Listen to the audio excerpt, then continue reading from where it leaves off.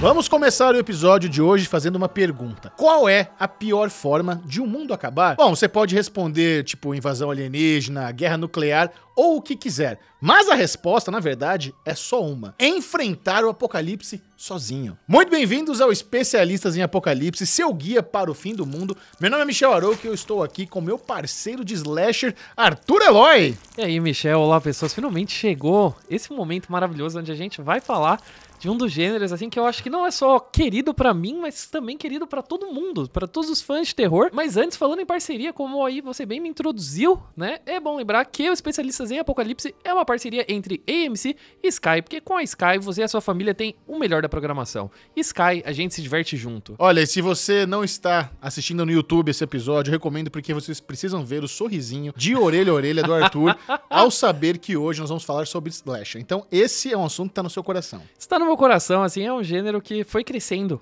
em mim, assim. Teve uma fase que eu não gostava, mas daí quando você começa a assistir mais... Você foi convertido. Fui convertido, assim, porque slasher funciona. Você vai assistindo mais e entendendo que a graça é realmente ter aquela fórmula e você achando os piores filmes. Quanto pior slasher, mais você começa a gostar do gênero. Então, fui convertido, né? Mas pra você que tá meio perdido, no episódio de hoje a gente vai se afastar um pouquinho, assim, dos eventos caóticos que a gente discutiu ao longo dessa temporada pra falar um pouco daqueles apocalipses um pouquinho mais intimista, né? A gente vai falar de slashers, obviamente, mas também dos seus maníacos mascarados aí que consagram o gênero. E a gente vai também botar um pezinho ali na invasão domiciliar. Então, assim... Faz sentido. Só coisa boa, né? A gente vai realmente abordar todo tipo de pesadelo em que as vítimas enfrentam sozinhas.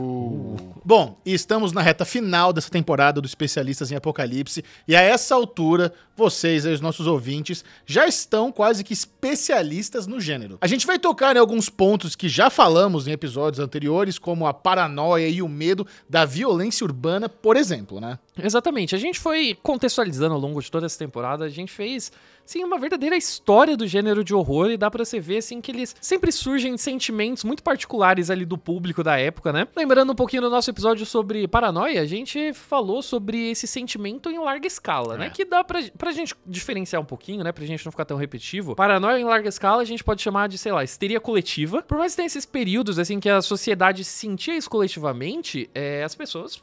obviamente são indivíduos, né? Então essas ansiedades, elas geralmente se desenvolvem aqui, né? Só na sua cabeça. Afinal, né? Você sente medo como uma pessoa. Exatamente. Né? Ali pela década de 60, né? Além de toda a tensão da Guerra Fria, os Estados Unidos, ele também passava por um momento um pouquinho delicado de quebra de expectativa, que eu acho que a gente já tocou levemente nesse assunto, mas a sociedade ali no final dos anos 60, né? Ela acreditava que, saindo da Segunda Guerra Mundial, paz, harmonia, amor, aquela coisa linda, assim, o sonho hippie acontecendo. Bom, não rolou, né?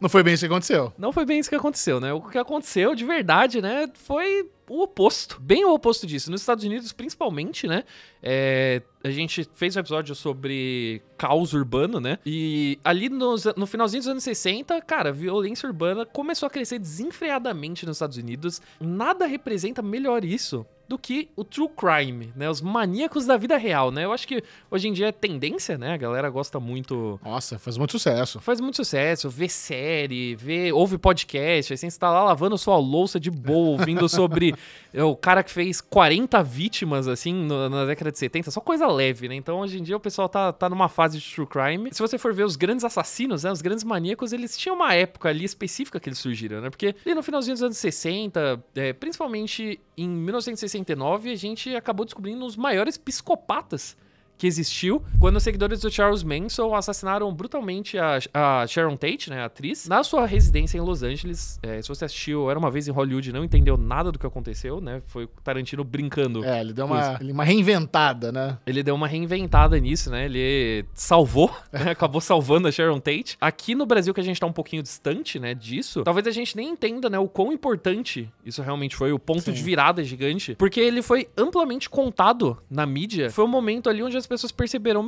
acabou, tipo, todo esse sonho que a gente tinha de, tipo, entrar no mundo melhor, ter uma vida melhor, acabou. Olha o tipo de horror que existe, tipo, a gente nem sabe. Tipo, pode ter um culto satânico ali, tipo, escondido, eu não faço ideia que vai entrar na minha casa e me matar. matar. Você não estar seguro no seu próprio lar, né? É um dos piores sentimentos. É um que dos pode ter. piores sentimentos. Acaba. Um dos piores sentimentos a gente... E, obviamente, o cinema explorou isso, mas... Bastante. Bastante, assim. E também vai ser umas coisas que a gente vai falar aqui. Tem essa quebra de expectativas. As pessoas esperavam paz, amor, descobriram, como eu falei, cultos satânicos e serial killers prontos pra matar até os ricos e famosos. Assim, nem uma atriz gigante, que nem a Sharon Tate, que era casada com o Polanski, que era, tipo, um dos diretores, assim, mais badalados de Hollywood, né? Tinha acabado de fazer O Bebê de Rosemary, Repulsa ao Sexo. Se nem eles conseguiram escapar da violência urbana, quem diria você, assim, uma pobre pessoa indefesa na sua casa? Imagina, os ricos e famosos que moram no alto das colinas, nas mansões de Hollywood, eles estão desprotegidos, quanto mais eu moro na minha casinha de boa aqui, não tenho sistema de segurança, não tenho muro alto, não tenho nada. Exatamente. Só de você falar isso, assim, você já começa a sentir ansiedade, assim, subindo, tá ligado? E, meu, pior que isso só piorou na década seguinte, porque os anos 70, cara, os anos 70 é onde o filho chora e a mãe não vê, tá ligado? Que a gente falou do Charles Manson, mas nos anos 70 a gente teve Ted Bundy, a gente teve John Wayne Gacy, palhaço assassino, a gente teve o filho de Sam, a gente teve o assassino do Zodíaco, isso assim, citando só por cima, Nossa. né? Não, os anos 70 realmente foram literalmente cruéis, né? Parece Cruéis. que tudo que era serial killer que tava guardado no armário resolveu. Não, eu sou serial killer. Então, Estou me assumindo como serial killer e vou sair matando geral. exatamente, tá na moda, né? Eu Pois acho é, acho que é descolado ser serial killer hoje em dia, né? Então a galera fala, vamos matar mesmo e de boa, né? Só isso que a gente citou já dá pra fazer assim um hall da fama da desgraça. Monte Rushmore da Monte desgraça Rushmore dos serial killers. Bom, e você deve estar achando que clicou no episódio do Modus Operandi por acidente, né? Mas não é isso. Na real, isso tem uma conexão direta com um dos gêneros mais populares do horror, os slashers. Então vamos lá, na década de 70, o medo de ser a vítima de um serial killer estava em alta, né? O cinema do terror, como vocês bem sabem, a essa altura do campeonato, adorava refletir ansiedades na telona. Eu acho que a galera não costuma fazer essa conexão, né, realmente, de serial killers e slashers. Eu acho que a gente costuma ver como coisas completamente separadas. Mas se não fosse essa paranoia que tinha nos Estados Unidos, de tipo, meu Deus, tem assassinos desenfreados pra todo lado, o slasher ele não teria se consagrado. Na real, esse medo, assim, acho que da violência urbana, ele é meio universal, né? A gente sabe muito bem, a gente tem aqui no Brasil. Mas na época, os americanos, eles puxaram muito dos italianos. Os italianos, eles costumavam fazer filmes policiais num subgênero que foi conhecido como giallo, que é basicamente tipo literatura pulp, Sim. assim, só que italiana. Eram uns filmes, assim, bem bizarros, eles até beiravam, assim, o surrealismo, mas a graça deles é que eles tinham uma investigação correndo atrás do maníaco assassino. Esses maníacos costumavam ser, assim, cada vez mais bizarros, uns esquisitões, assim, loucos, e daí os americanos falaram, vamos fazer igual. Vamos aproveitar, já deu certo em outro mercado, que tal trazendo isso para Hollywood? Quando vai pra Hollywood, ainda mais nesse momento um pouquinho mais tenso da história dos Estados Unidos, ele ganha um ar, assim, um pouquinho mais brutal, né, pra refletir justamente o tipo de coisa que as pessoas viam nos noticiários. Uma das coisas que é bom citar, né, a gente vai pular um pouquinho. Durante a década de 60 ali, a gente tem alguns precursores do slasher, principalmente Psicose, o grande clássico aí do Hitchcock. Eu sou da teoria, como muita gente, de que Psicose ele é o pai do slasher. E também ele é um filme que ajudou a empurrar os limites, assim, do quanta violência se pode botar num filme. E olha que ele, hoje em dia, né, ele é até bem tranquilo. Pois é, não, porque o fato de não mostrar exatamente as facadas, ficar mais no imaginário, você vê a faca subindo, descendo, você vê o sangue escorrendo ali pela banheira, você vê ela gritando, mas você não vê literalmente a facada acontecendo. É a sua imaginação. É a sua imaginação. Vai ser tão violento quanto você imaginar. Exatamente.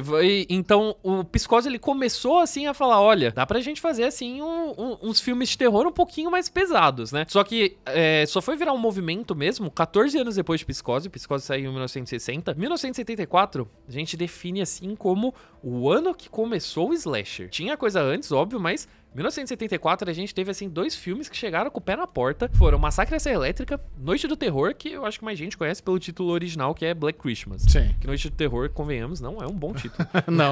Pode significar qualquer coisa, você pensa em 15 filmes diferentes, né? Bom, e o Massacre da Serra Elétrica, eu diria que é facilmente um dos filmes independentes mais populares da história do cinema, né? A obra de um diretor chamado Tobe Hooper, né, o Massacre da Serra Elétrica, colocava um grupo de jovens viajando pelo Texas que acaba nas mãos de uma família de caipiras canibais com um filho mais novo, um rapaz gigantesco chamado Boba, sendo, assim, o psicopata que adora pendurar suas vítimas naqueles ganchos, fatiá-las com a sua motosserra, com a sua serra elétrica. A pior parte, né? A pior parte desse nosso queridíssimo Buba, né?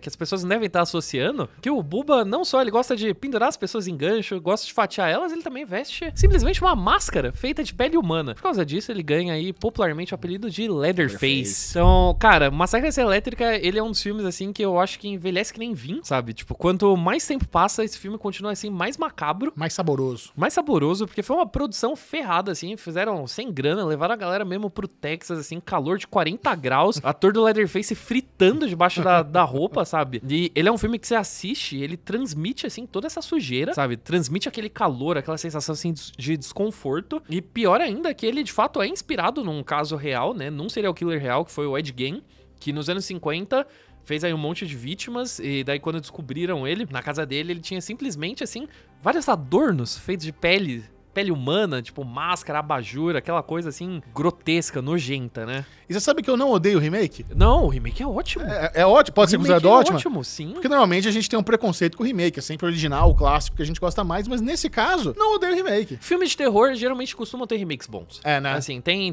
um histórico bom. Tem um histórico bom, né? Até o Enigma de Outro Mundo, que a gente rasgou elogios aqui, é um remake, é um puta de um remake ótimo, né? Mas Massacre da Serra Elétrica, o remake foi bem importante, né? Pra sobrevida do slasher, né? Que a gente vai tocar um pouquinho nisso daí também. Mas eu acho os dois ótimos. Eu acho que Massacre da Serra Elétrica ele tem mais filmes bons do que filmes ruins na franquia, o que é raro pra uma franquia de slasher. Raro. Olha, eu adoro Halloween. Difícil. Mas vamos combinar. Tem uns 8 aí, né, que daria pra descartar. Tá merda. Chutando baixo.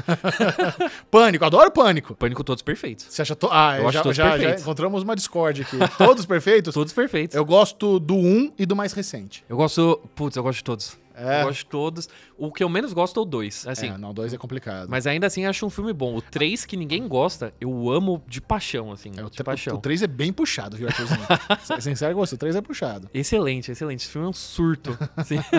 E como a gente já bem contextualizou, né, em alguns episódios aqui dos especialistas, quando a gente fala de terror, né, na década de 50, na década de 60, a gente tá falando geralmente daquela coisa de invasão alienígena, né, de filmes de guerra nuclear. Então, daí, do nada, a gente tem um filme onde o perigo não é nenhum monstro, não é nenhum ET, é simplesmente gente. Gente mal intencionada. Com faca. Com faca, né? Que te pegou assim, tipo, te pegou num momento de indefeso, né? Que, pô, você fala, putz, tô viajando aqui, tive problema no carro, me ferrei. Daí você caiu na mão de gente mal intencionada que se aproveitou de você. Então, já começa a ficar um pouco mais tensa a coisa, né? Porque você tá vendo na televisão que esse tipo de coisa de fato acontece. E daí, do nada, você vai assistir um filme que joga, assim, todos os seus piores medos na tela e fala, realmente isso acontece e você vai se ferrar se isso rolar um dia com você. Imagina, você sofrer por azar. Uma coisa no filme de terror é que se você mexer com alguma entidade, se você, sabe, desenterrou alguma coisa, mexeu com algo de outro planeta, mas você só quebrou seu carro e precisou de ajuda, e você vai sofrer por isso, é muito injusto. Muito injusto, muito injusto. E geralmente, né, que nem você falou, no terror é aquela máxima de quem procura acha. O problema é quando você acha sem procurar. É isso que torna tudo pior, né? E passando um pouco pro outro que a gente citou, né? O Black Christmas, ou Noite do Terror, ele virou praticamente uma pérola cult, que foi dirigido pelo Bob Clark, que a gente citou na primeira temporada, 2 especialistas, foi um dos primeiros caras a fazer filme zumbi depois do Romero. É verdade. Então, assim, um visionário esquecido. Nesse filme ele acompanha um grupo de mulheres jovens, uma irmandade, que começa a ser atormentada pelas ligações de um maníaco obsessivo. Só que a coisa começa a ficar um pouquinho mais séria quando esse psicopata começa a fazer vítimas, de fato, além das ligações. O Black Christmas, ele acabou sendo um pouquinho esquecido, acho que só mais a galera que é mais interessada aí, tipo, na história do terror lembra realmente dele, e ele já teve 2 remakes, mas assim, peguem Black Christmas pra reassistir, porque esse filme é excelente, excelente até Mas hoje. sua recomendação é original ou remake? O original. Tá. Tem bastante gente que gosta dos remakes, eu sou meio indiferente, assim, confesso que eu não tenho sentimentos fortes, assim, pelos remakes, mas o original, ele é muito macabro, porque ele criou aquele tropo, assim, de, tipo, sabe? Porque a ligação do maníaco, né, é uma coisa, assim, clássica já, né? Hello, Sidney. Do you wanna play a game? Só que daí a sacada do Black Christmas é aquele momento, assim, do, tipo, o assassino está ligando de dentro da casa, sabe? Que você fala, meu Deus... Que Pânico usou pra caramba. Usou pra caramba. Usou muito. Pra caramba. Mas ainda assim, mesmo você sabendo desse tropo, você assistindo o filme, na hora que você descobre isso... Arrepia, cara. Arrepia. Porque é atemporal, né? Acho que esses pequenos medos, principalmente quando você não tá lidando com uma coisa sobrenatural, fica menos sobre o que você tem medo e sim tocando em medos universais, né? Então, esse filme ele continua macabro até hoje. Muito disso se dá porque alguém assistiu e se inspirou por ele. Uma pessoa que já foi citada aqui no Especialistas inúmeras vezes, a lenda, o ícone, o diretor John Carpenter. Ninguém menos, né? Assim, um dos grandes ícones aqui do Especialistas, acho que junto com Bruce Willis, né? Assim, né? Tipo, nossos heróis aqui do Especialistas. Romero, John Carpenter, Bruce Willis. Exatamente, só lenda, Bela Lugosa, a galera que a gente ama. O John Carpenter, ele assistiu Black Christmas e falou, pô, maneiro isso daí, gostei dessa ideia. Daí, em 1978, ele juntou aí uns trocadinhos, falou, fazer um filme de maníaco, na mesma pegada do Black Christmas. Ele já falou, ó, vou realmente me inspirar nisso daqui, vou fazer igual. Daí ele fez, né, chamou aí uma atriz novata, chamada Jamie Lee Curtis, que inclusive... Já ouviu falar. Já ouviu falar? Na época era novata, só que daí, uma coisa que pouca gente sabe, a Jamie Lee Curtis, ela tem uma conexão com a grande origem dos slashers, porque ela é filha da Janet Leigh, que foi a Marion Crane de Psicose. Caramba, cara. Então ela tá assim, a realeza do slasher, cara. Realeza do slasher, realeza do slasher. Jamie Lee Curtis, ela viveu aí nesse filme que o John Carpenter estava fazendo, uma babá que seria atormentada por um assassino mascarado chamado Michael Myers, né? Só de você falar, você já ouve, assim, o pianinho... É muito bom. ...subindo na sua mente, né? Porque o John Carpenter falou, cara, não tem filme que se passa no feriado do Dia das Bruxas. Vou fazer um. E assim surgiu esse clássico absoluto que a gente conhece como Halloween. Não, a franquia tá vivíssima até hoje, 2022. Até hoje. Tem Halloween rolando. Tem Halloween rolando. Já agora em outubro já chegou Halloween Ends no cinema, né? Então, assim, supostamente acaba, mas nunca acaba. Não acaba. Nunca acaba. Não, quando fala que é o fim, é só o recomeço, é o reboot. É só o recomeço, exatamente. Inclusive, acho que a gente pode até chegar à conclusão aqui e bater o martelo que Halloween é um divisor de águas para slashers, né? Não? Por si só, o filme é excelente pela direção, pela trilha sonora memorável. E o John Carpenter, né, cara? O que falar dele? Ele era a grande atração do filme, né? Era um filme dirigido por John Carpenter. A gente já falou sobre isso, sabe? É incrível como o nome dele tinha peso. O nome dele tinha peso, foi esse filme que consagrou ele, inclusive, né, quando ele foi fechar o acordo com o estúdio pra fazer Halloween, uma das exigências dele foi justamente que tivesse o nome dele no título, John Carpenter's Halloween. Então daí ele começou a criar a marca aí, e daí, anos depois, né, quando a gente chega no Enigma de Outro Mundo, a gente vê o resultado, né? Você fala, você consegue vender, assim, o filme só por causa dele. A Jamie Lee Curtis, obviamente, como a Laurie Strode, que foi a Final Girl definitiva do cinema. A melhor. Né? A melhor. Ela também, assim, é uma das pessoas que ajuda a tornar Halloween essa obra definitiva do slasher. E, é claro, o Michael Myers, assim, o Michael Myers, ele só anda, ele só fica parado. Com aquela máscara sem feição. Sem feição, a respiração pesada, e você já arrepia, cara. Qual é a sua Final Girl favorita? Ela mesma ou a Sidney? Putz, que difícil. Eu acho que é a Sidney. Você gosta mais da Sidney? A Sidney é muito badass. Caraca. A Sidney é muito badass. E você não fica triste que ela não vai voltar pro Pânico? Eu acho que ela tá certíssima, porque a Neve Campbell falou, vocês não vão me pagar direito, eu não volto, e ela tá certa. Tá certa. Carregou essa franquia nas costas. Não tem que voltar por merreca, não. É isso aí. Ela fala, você acha que Tom Cruise voltaria pra uma Missão Impossível se dessem, assim, tipo, 1/3 do que ele merece? Tá ligado? Não. E você acha que a Jamie Lee Curtis tá ganhando pouco pra fazer Halloween até hoje? A Jamie Lee Curtis, ela é mais de boa. Ah, Jamie é? Lee Curtis, você acha que ela não faz tanta questão? É porque a Jamie Lee Curtis, ela já... Halloween, ele tem um histórico também um pouco mais conturbado, né? A gente sabe, né, que Halloween, ele tá nativa desde 78, grande parte das sequências não é boa. Jamie Lee Curtis já saiu na mão, assim, como produtor da franquia. John Carpenter jogou pra Deus, assim, no segundo filme, falou, faz vocês quiserem aí. Quando vocês estiverem me pagando, ó, tanto faz. Jamie Lee Curtis saiu tretada, já mataram a personagem dela no filme, já trouxeram ela de volta. Então, tipo, acho que hoje em dia ela tá só, tipo, eu faço porque eu faço. Mas ela não é muito apegada. Só que Pânico, como todos os filmes são minimamente bons, né? Nada, mesmo que a galera discorde, não chega no nível de Halloween. Como Pânico, todos os filmes são minimamente bons e todos eles têm a Sidney voltando, eu acho que a história é outra, cara. Não tem um Pânico sem a Sidney. E isso que eu ia falar, dá pra existir Pânico sem Sidney? Como é que eles vão fazer isso? Ótima pergunta, a gente vai descobrir aí nesse próximo filme, né? Se vai rolar. Eu acho que vai ser estranho. A gente falou no Massacre da Serra Elétrica, né? Que a família canibal te pega ali no momento, mas o que consagra Halloween, além de tudo isso que a gente elogiou, é a ambientação. Eu já ouvi alguém falando uma vez que Halloween, né, como eles passam no subúrbio, o subúrbio americano, na consciência popular americana, o subúrbio ele é basicamente condomínio fechado. Você sabe bem, você morou nos Estados Unidos? Sim, aquelas casinhas coladas, sem cerquinha, todo mundo é amigo, a porta aberta.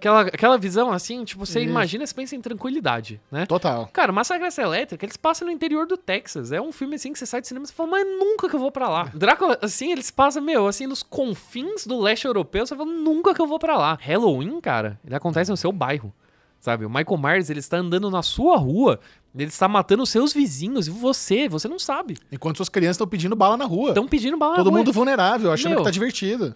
Um dos feriados, assim, mais movimentados. A galera na rua curtindo. Você não faz ideia do que está acontecendo na casa ao lado. Isso é incrível. É um sentimento muito, muito esperto que ele criou. Muito esperto. Eu acho que serve até hoje, inclusive, né? Tipo, se você Total. pegar e assistir os Halloweens mais recentes, eu ainda acho que é de arrepiar, cara. É muito legal você ver vídeos de reação da época. Tem um vídeo excelente que é gravando a reação do público no cinema em 79, porque o Halloween ficou em cartaz por muito tempo, né? E em 79 tem uma cena no Halloween, que é quando o Michael... lá no finalzinho, quando a Laurie e o Michael Myers já estão saindo na mão, que ela acha que ele matou, ele levanta pela primeira vez, né? Que já virou também, né? Um clássico aí do slasher. A reação das pessoas, as pessoas gritando, assim, de horror, tá ligado? Tipo, a plateia, assim, em peso, gritando, você fala, meu...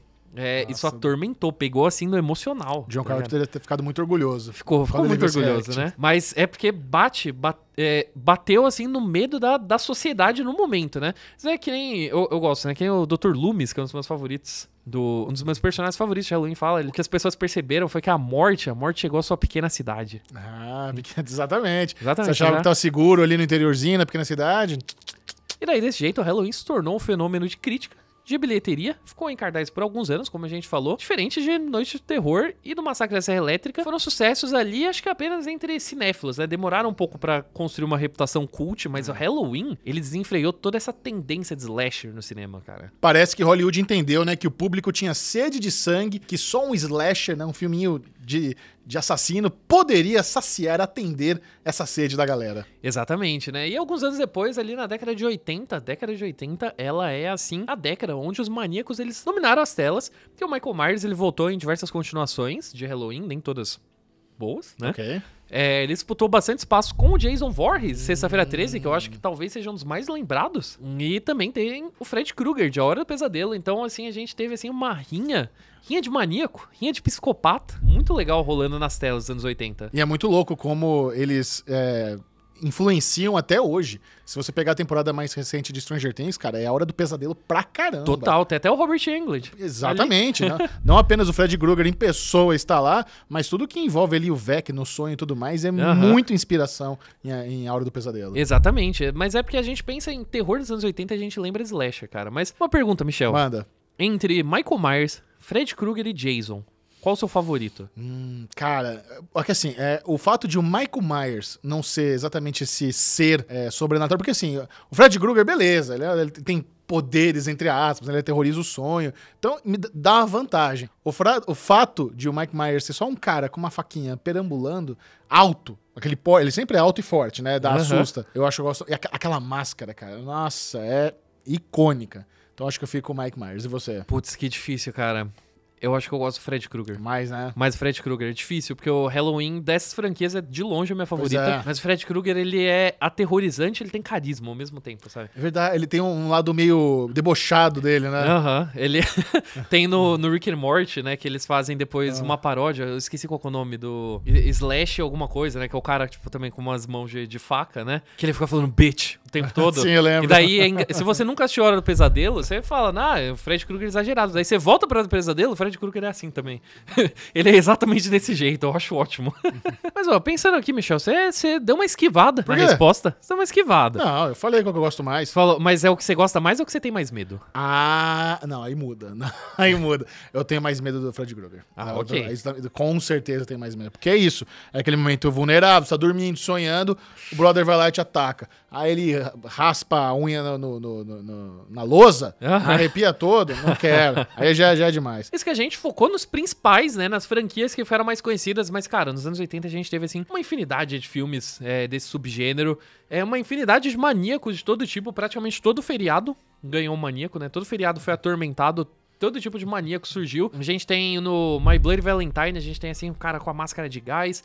Um dos meus favoritos, que é o Slumber Party Massacre, também, que é um cara com uma furadeira gigante, assim, que ele invade uma festa do pijama, só que ele é bizarro porque ele não é mascarado, assim, então ele tem, assim, um olhão estralado com uma furadeira gigante. Quanto mais você escavar esse gênero, mais coisas estranhas, bizarras, maníacos diferenciados você vai achar. Pulverizou, tem pra todo mundo. Tem pra todo mundo, isso que é legal, né? Bom, e o slasher oitentista teve também a sorte de estourar bem no momento do VHS, né? Que estava decolando, então as pessoas consumiam esses pesadelos intimistas dentro das próprias casas. Não era necessário ir ao cinema. Você pode ir ao cinema, a experiência vai ser gostosa, mas se você quiser ver no conforto da sua casa, coloca ali a fitinha no seu videocassete e manda ver com a família toda. Meu, a gente que maratona muita série, a gente que assiste muito filme, eu acho que isso é o tipo de coisa que as pessoas, assim, elas já não veem mais tão a importância, né, da virada que foi de antes, pra você ver um filme de terror, você saía da sua casa, você ia até o cinema, daí do nada o filme de terror estava na sua casa. Você tá assistindo na sala, e daí depois, tipo, você terminou o filme, você estava traumatizado, você ia dar 2 passos, ia deitar na sua cama. Pela primeira vez. Imagina se essa sensação pela primeira vez. Não, eu lembro quando eu assisti Exorcista, eu assisti em casa. Quando acabou, eu tinha medo de ir na cozinha pegar água. Faz todo sentido, cara. Faz todo sentido. Porque eu acho que quando você tá vendo esse tipo de coisa na sua casa, começa a pesar um pouco. Demais. Começa a pesar um pouco. Acho que a gente vai retomar esse ponto da relação do terror com o lar. Até hoje, talvez, seja, inclusive, o subgênero mais influente do horror como um todo. Se a gente parar pra pensar, dá pra chegar a essa conclusão. Cara, é o que eu sempre falo. É só você fazer um exercício. Pede pra alguém, pra qualquer pessoa. Faça isso na sua casa. Meu caro espectador / ouvinte. Pergunta pra alguém. Me descreve um filme de terror. Grande chance de que a pessoa vai começar a citar, tem um maníaco, mascarado, caçando um monte de jovem cheio de tesão. É isso. As crianças taradas circulando por aí. Criança tarada. A fórmula do slasher, ela fez muito sucesso, ela era flexível bastante para permitir qualquer tipo de assassino no estado. Você junta com esse boom que tava rolando, né, no VHS, no home video. Nossa. Então a gente teve filme pra caramba, os filmes não precisavam nem mais ir pro cinema pra serem feitos. Então a gente teve um monte de slasher questionável, que é direto pra locadora. Então... você sabia que o filme era ruim quando ele ia direto pra locadora. Exatamente.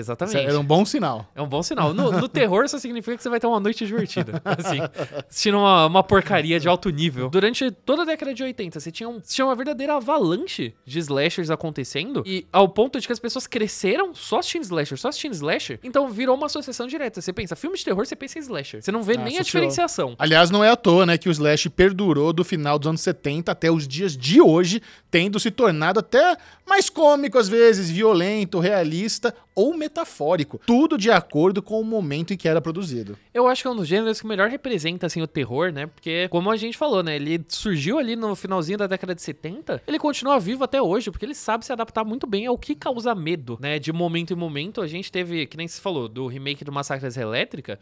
O remake do Massacre da Serra Elétrica, ele é extremamente violento. Assim, ele é grotesco, ele é assim um filme produzido pelo Michael Bay, inclusive, porque eu acho assim uma curiosidade bizarra. Pois é. Tem bastante pôr do sol, inclusive. Tem bastante produção, né? O cara... Pôr do sol. Bastante pôr do sol. Ele gosta de pôr do sol. Ele gosta. Não tem nenhuma câmera girando, assim, não tem nenhum Transformer ainda, mas ele tava lapidando ainda a técnica dele. O Massacre da Serra Elétrica, o remake foi muito importante pra trazer de volta o slasher. Falando, nos anos 2000, o slasher é extremamente violento. E daí, hoje em dia, ele tem ali uma camada um pouquinho mais política e tal. A gente pode ver até pelo Halloween Kills, que eu pessoalmente detesto. Que foi um filme que me fez sair triste do cinema. As 2 vezes que eu assisti, eu fiquei... você viu 2 ainda? Pretendo ver uma terceira, assim, a versão estendida, porque, cara... Por que você faz isso com você mesmo, Arthur? Eu gosto de sofrer. Caramba, cara. Infelizmente é isso, né? Mas as 2 vezes eu saí bem abatido, mas ele é um filme que ele tenta também ter um comentário um pouquinho mais político, né? Então, aliás, né, falando dos dias de hoje, a gente tem uma tendência de retomada. Tá rolando o que muita gente chama de uma nova era de ouro do slasher. Não só por franquias estarem voltando, a gente tem o Pânico, que voltou aí com um filme muito, muito bom. A gente tem Halloween, que voltou com um filme excelente e um filme meia boca, né? E a gente tem o Massacre da Serra Elétrica, que voltou com um filme que todo mundo odeia e que eu amo. Te falar, viu, Arthur? Sempre fora da curva. Não, putz, eu adoro o Massacre da Serra Elétrica. Eu me diverti horrores. Não, e tem até série, né? Teve o remake do Eu Sei Que Vocês Fizeram no verão passado. Tô horrível. Que é horrível. Aliás, eu adorava o filme. Eu também? O filme eu adorava. Jennifer Love Hewitt, eu desenvolvi uma paixão por ela. Depois de vocês... Nossa, é inacreditável. Eu amava aquela mulher. Até hoje, tem uma das minhas cenas de perseguição favoritas no Eu Sei Que Vocês Fizeram no verão passado. No açougue? A da Sarah Michelle Gellar.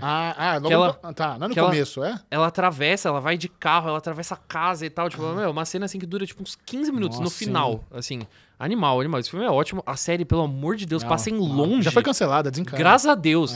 Mas cancelar não foi o suficiente, cara. Assim, você tinha que ter queimado todas as cópias e salgar o chão, assim, sabe? Pra garantir que nunca mais surja nada igual. Eu lembro que eu tive essa revolta. Eu vi o primeiro episódio e falei, não, você tá de brincadeira comigo. Eu achei inteiro. Você tá de brincadeira comigo, né? Você assistiu todos os episódios? Eu me sujeitei a isso. Não, eu odiei muito no primeiro. Eu tinha certeza que aquilo não valia mais nenhum segundo da minha vida. Só fica pior, foi horrível. Tem um amigo que fala, foi tipo... que a série do... Eu sei que vocês fizeram no verão passado... disputou o pódio do pior crime cometido no Havaí com tudo que o Ezra Miller fez. Caraca. Assim, esse é o nível da coisa. Então, por favor, passem longe. Por favor. Assim, pensando nas coisas boas, teve Stranger Things, que você citou, né? Que não é necessariamente slasher, mas tem muitos tons ali, é claramente inspirado por muitos clássicos, né? Ou então, mais direto ao ponto, até Rua do Medo, cara. Rua do Medo é bom demais, cara. Eu adoro. Putz, eu adoro Rua do Medo. É surpreendentemente bom. Eu não esperava tudo aquilo. Eu acho excelente. Incrível. Excelente. Todos os 3 filmes, assim, eu gosto de todos. Cara, é incrível. E é, assim, uma carta de amor, assim, ao gênero de slasher como um todo. O slasher dos anos 90, o slasher dos anos 80, sabe? Tipo, é excelente, excelente. Eu torço muito, inclusive, pra ter mais Rua do Medo. Vai ter. Vai ter. Já falaram que vai ter. Então deixaram em aberto. Eu quero, assim, confirmação. Eu quero na minha mesa. Você assim. quer foto da nova temporada. Eu quero foto, eu quero vídeo de bastidores, assim, garantido. Justo. Bom, mudando um pouco de assunto, né? Um pesadelo intimista, tipo ser perseguido por um maníaco, é até mais assustador pra muita gente, justamente por ser uma situação que você precisa enfrentar sozinho ou, quem sabe, com um grupo pequeno de amigos, alguém que tá ali na sua cola. Exatamente. A gente pode dizer que existe um pouco de catarse quando tá todo mundo junto, né? Quando tá todo mundo passando pelo mesmo perrengue, a gente sabe muito bem, porque a gente passou por uma pandemia. Exato. Você lembra aquele momento de união ali no começo da pandemia, de todo mundo, vamos ficar em casa, é isso aí, vamos vencer isso, vai acabar. Então, existe, assim, essa união de tá todo mundo junto. Mas tudo fica muito agoniante quando é só você. É muito pior. Pior ainda, Michel. Se você já acha se perseguido por um maníaco, aquele tipo de situação, assim, que dá vontade de ser só, assim, se esconder debaixo do cobertor, sabe? Fala, meu, vai passar. E quando o perigo invade a sua casa? Quando o seu último lugar seguro, seu último refúgio é invadido. Não tem nada pior. O celular é sagrado. Eu acho que é o tipo de história de terror que mais me assusta. Falando sério, porque você começa a imaginar, assim, a coisa, tipo... Você começa a ver as brechas de segurança da sua própria casa, assim, você fala, eita... Tá fácil aqui, nossa, preciso melhorar isso aqui. É tipo aquele momento... Nossa, sabe quando você acorda? Você acorda e você fala... Putz, eu fui dormir ontem sem trancar a porta. Sabe? Você fala, meu, era numa dessas eu ia. Já aconteceu isso comigo, já. Falo, nossa, não acredito que a porta ficou aberta, cara. Como eu sou burro. Nossa, só... Podia ter entrado aqui o Mike Myers na minha casa. O Mike Myers é sem graça. O Michael Myers. Mike Myers vai ficar... Eu amo no Baby Driver, tem exatamente essa. Porque eles não conseguiram comprar os direitos do... O Edgar Wright, ele não conseguiu os direitos da máscara do Michael Myers. Ele falou, vamos botar isso no filme, vamos botar essa piada, a gente bota o Mike Myers. Sobre essa tensão, nesse momento que você percebe e fala, meu, numa dessas eu ia, numa dessas entrava alguém em casa e acabou pra mim. Existe subgênero do terror, obviamente, dedicado a mexer com esse medo, cara. Botar ideia ruim na sua cabeça. Claro que existe. Que é isso que o terror faz de melhor, né? Paralelo aos slashers, né, o cinema de horror também provocou nossa imaginação com filmes de invasão domiciliar, conforme a gente tá falando aqui. É um subgênero com um nome bem explicativo. Já tá claro sobre o que se trata, né? Filmes que mostram um grupo de maníaco ou gente bizarra de todo tipo invadindo a casa de vítimas indefesas e transformando tudo num verdadeiro inferno. Eu acho esse o tipo de situação mais assustadora, porque não só é alguém perturbando o seu lar sagrado, que nem você falou, como também você não consegue pedir ajuda. Não tem o que fazer, cara. Não tem o que fazer. Não tem o que fazer. Você tá isolado de tudo dentro da sua própria casa, sabe? Tipo, cara... Angustiante. É angustiante, né? E, cara, na real, os filmes de invasão domiciliar, eles são muito mais antigos que os slashers, talvez até mais antigos do que tudo que a gente já falou aqui no Especialistas em Apocalipse, porque, na real, dá pra você encontrar exemplos de invasão domiciliar em filmes, assim, de, sei lá, 1909, tem um filme do D.W. Griffith, né, o diretor de O Nascimento de uma Nação, que tem esse estilo, assim, e também o filme noir, sempre aproveitaram esse tipo de filme de invasão, né, porque, cara, acho que o motivo, né, é um medo que a gente tem compartilhado como sociedade, é um medo que dá pra você explorar em todo tipo de gênero. O que o terror faz é transformar as coisas mais brutais, mais violentas. O cinema, então, né, sempre tentou criar tensão ao perturbar essa noção, seja num filme de gangster ou num filme de terror. O diferencial do horror é que ele sabe justamente como pegar mais pesado nessa premissa, né? E lá em casa, perfeitamente com o mesmo ambiente de tensão que consagrou o slasher, né? Tá tudo conectado, né? Por mais que fosse um gênero que já fosse um pouquinho mais antigo, na hora que o slasher fala, dá pra você fazer mais violento, dá pra você fazer mais sanguinário, que as pessoas querem assistir, os filmes de invasão domiciliar falam, da hora, então vamos aí. Vamos aí. Vamos É isso que vocês querem? É Vamos isso que lá. vocês querem. O Black Christmas, o Noite do Terror, ele tá meio ali fazendo uma ponte entre os dois, ao mesmo tempo que ele é um slasher. Ele também é um filme de invasão domiciliar, né? Porque tem toda essa tensão de, tipo, meu Deus, a gente não tá seguro aqui, o maníaco tá atormentando a gente, o maníaco está dentro da casa. Existe um relacionamento também entre esses dois gêneros que se manifesta na tela, né? Não é só em condições de produção. Aliás, outros exemplos, né, desse cruzamento perfeito podem ser encontrados em O Estranhos, aquele filme de 2008, que ajuda a mostrar tudo que torna o subgênero da invasão domiciliar tão aterrorizante assim. Os Estranhos, pra mim, ele é tipo The Purge. Tipo, eu gosto mais do conceito do que dos filmes em si. Pra quem não conhece, Os Estranhos é um filme, é uma franquia de filmes, né? Tem 2 e em breve terá mais 3 que já foram anunciados. É uma franquia que mostra 3 maníacos mascarados invadindo a casa de um casal indefeso e acaba caçando eles dentro do próprio lar. Só que daí, pra mim, o momento que justifica toda a existência dos Estranhos é que, eventualmente, né, dando um pequeno spoiler, os maníacos, eles vencem, eles conseguem, de fato, caçar as pessoas dentro da própria casa, juntam eles ali na sala e rola aquele momento da vítima perguntar, meu, por quê? Por que vocês estão fazendo isso? Por que vocês estão agredindo a gente? O que a gente fez de errado? Eles só respondem, vocês estavam em casa. Cara, o fato de não ter uma justificativa, ou essa ser uma justificativa tão simples, é um negócio que realmente é aquele sentimento da injustiça. É injustiça. Porque uma coisa é se entrou as pessoas na sua casa pra se matar e você fez uma coisa absurda, você já tinha matado a mãe daquela pessoa, já tinha cometido alguma atrocidade, mas você só estava em casa. Olha, que premissa, velho. Não, que premissa. Que premissa. Olha, tem um filme, inclusive, que pega nessa mesma lógica, que é um filme francês, chama Invasora. Assim, que é uma mulher grávida, que ela tá prestes a dar luz, né? Tipo, no outro dia ela já tá tudo garantido, ela vai pro hospital e tal, só que é no final do ano, então, tipo, o bairro dela tá vazio. Uma maníaca invade a casa dela durante a noite e fala, eu quero um bebê, eu vou tirar o seu, amarra. Horrível. Assim, grotesco. Já fica maldica aí. Pronto, assim, adiantado. Fica maldica, adiantado. Assim, é grotesco, assim. Eu assisti com um amigo quase gorfando. Assim, então fica a dica, excelente. Bate nesse sentimento de injustiça, tanto nos Estranhos quanto na Invasora, de tipo, eu não fiz nada pra essa pessoa, mas você não tem como controlar gente louca, cara. Não tem o que você fazer. Se alguém olhar pra você e falar, é você que eu vou atazanar a vida hoje, o que você vai fazer? Você tá em casa, você tenta ligar pra polícia, a polícia não vem, a polícia não atende, a pessoa corta os cabos, né? Você tenta chamar seus vizinhos não ouvem, seus vizinhos não estão por perto, ou senão você mora num lugar um pouquinho mais isolado. O que você faz? Não tem justificativa. Se o maníaco, ele é um maníaco porque ele pode te botar na mira sem você saber o que você fez. É muito aterrorizante. É muito mais aterrorizante. Nossa, dá até um negócio. Bom, e vale tudo pra defender a própria casa, né? Um dos elementos que torna as histórias de invasão domiciliar tão empolgantes é assistir e ver gente comum se virando pra lidar com as ameaças de fora.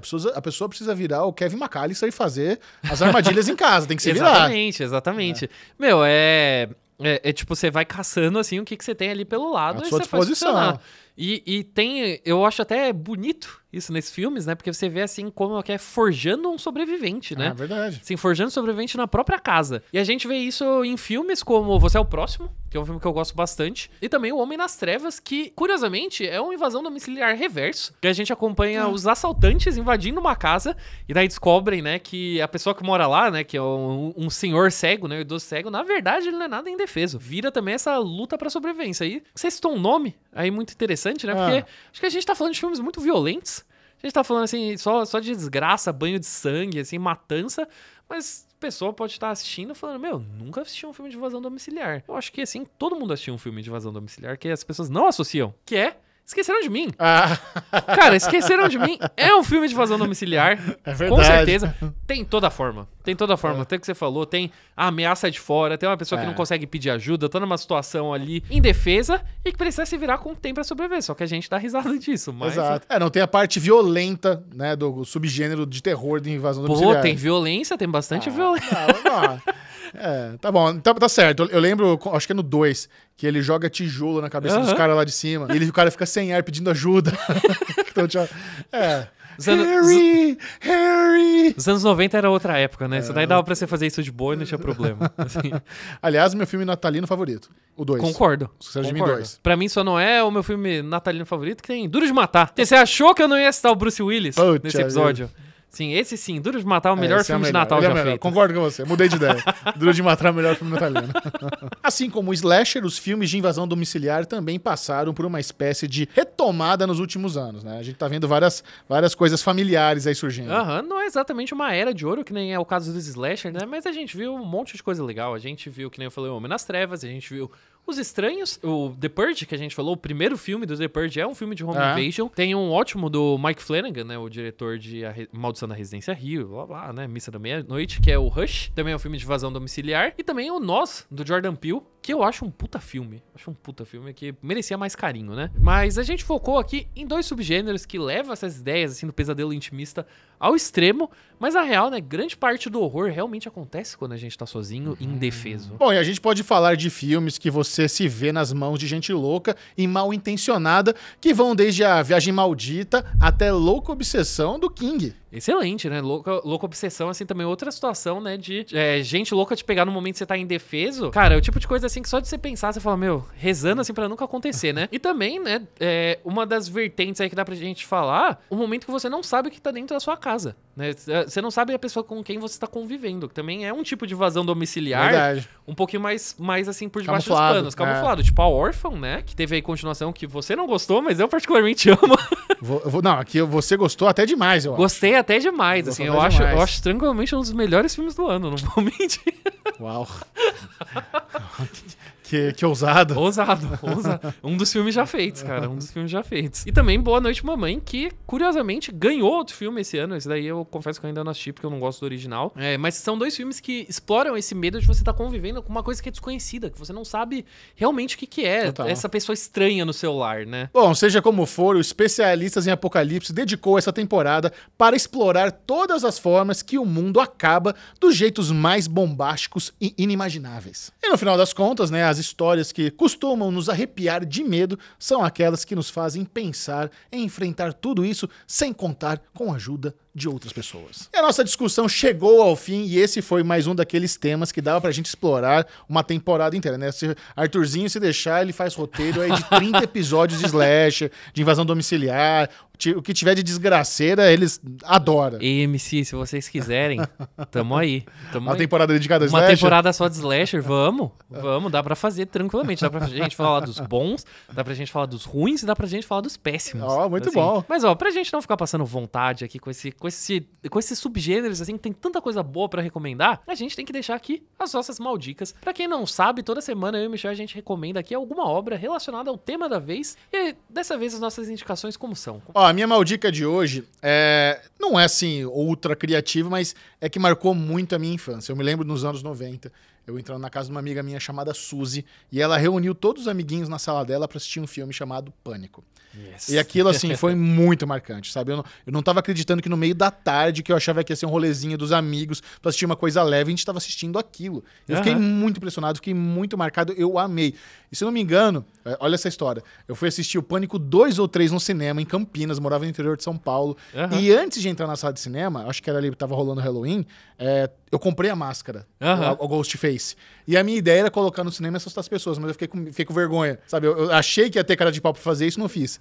Mas na saída do cinema, eu tava ali no estacionamento do shopping e eu reconheci 3 pessoas que tinham assistido o filme com a gente. Eu coloquei a máscara, fui atrás de um carro e coloquei a cabecinha assim só pelo vidro. E fiz um cocô! E abaixei. Quando eu voltei de novo, os 3 estavam correndo, no pinote, assim, ó, fugindo, desesperado, achando que era o Ghostface. Então é muito marcante. Ainda mais com essa retomada do último filme, que foi maravilhoso. Maravilhoso. Cara, é que eu não quero dar spoiler, mas tem uma morte ali, que no final o assassino até fala, foi uma honra, Foi né? uma honra. Com 2 facas, indo ao contrário. Cara, aquilo foi incrível. Incrível. Aquilo foi Incrível. uma das melhores cenas de slash que eu já vi na minha vida. Então, Pânico tá no meu coração. O final, sem dar spoiler, claro, o final desse último Pânico é de um surto, assim, de um nível, pelo amor de Deus, Total. bati palma no cinema. Merecia. Mas só queria dizer que se você tivesse feito isso de ir assistir o Pânico 2 com a máscara do Ghostface no cinema, seria extra especial, porque a primeira cena do Pânico 2 é justamente o cinema, eles assistindo Stab, né, e Sim. todo mundo com a máscara do Ghostface no Sim. cinema. Essa é a metalinguagem, assim. Ia ser. Eu não tava preparado pra isso. Putz, ia ser incrível. Ia ser incrível. E você, o que você tá mandando de maldica Meu, pra galera? Eu reforço tudo que a gente discutiu nesse episódio, assim, só tem recomendações ótimas. Eu vou reforçar pra quem quer assistir uma coisa brutal, assista a Invasora, assim, que é de revirar o estômago, mas assim, eu vou reforçar mais uma vez, slasher, a graça do slasher, melhor do que um slasher ótimo, é um slasher péssimo. Assim, o meu favorito, que já virou uma tradição, que eu reassisto, assim, eu diria anualmente, mas tá virando assim quase mensalmente. Chama Sleepaway Camp, do Acampamento Sinistro, que é uma pérola trash aí dos anos 80, que eu sempre descrevo pras pessoas como e se Meninas Malvadas fosse o slasher.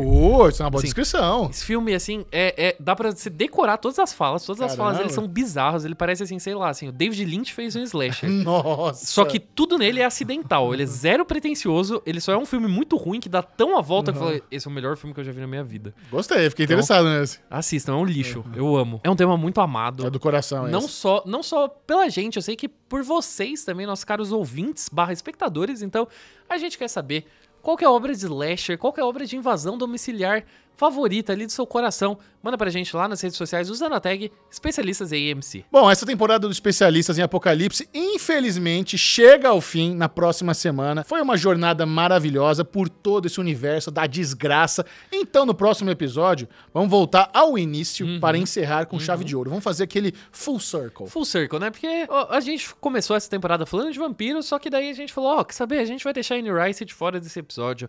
Não foi na maldade, porque não dá pra você falar de vampiros sem falar de Anne Rice. Então, semana que vem, a gente tem um episódio inteiramente dedicado, um episódio especial pra gente homenagear a Rainha dos Condenados. A gente vai falar de todo o legado da obra vampiresca dela, que em breve, inclusive, ganha vida nova aí nas telas do AMC Plus com a série Interview with the Vampire, nova adaptação de Entrevista com o Vampiro. Essa é uma das séries que eu estou mais aguardando pra ver esse ano, cara. Eu amo a obra original, amo o filme, eu tô doido pra ver a série. Eu acho que vai ser excelente. A Anne Rice está envolvida na produção, então eu acho que vai ser, assim, coisa finíssima. Mas é uma pena que a gente já vai se despedir, né? Tá acabando mesmo, mas enquanto isso, não se esqueça de seguir o AMC Brasil e a Sky nas redes sociais para ficar por dentro de tudo sobre vampiro, maníacos de slasher, zumbis e muito mais. Um beijo e até a próxima. Tchau, tchau, gente.